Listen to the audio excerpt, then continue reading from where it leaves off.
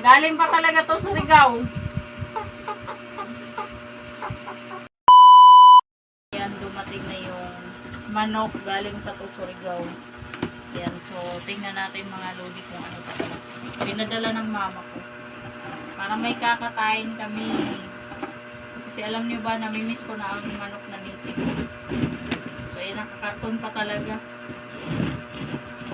Baka mamaya lumipat ko. Mm.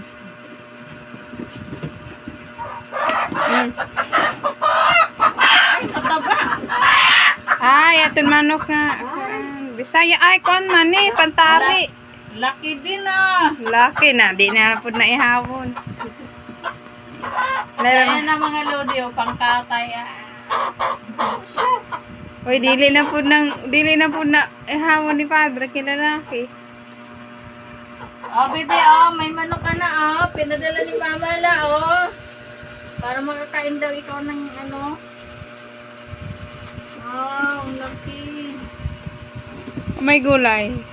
Wala. Di ah. So, ayan na siya. Galing pa talaga to sa Surigao. Dumating dito sa Manila. Sa wakas, makakain din tayo ng ano, native na manok. Papaya na lang kulang at saka tanglad. O, diba?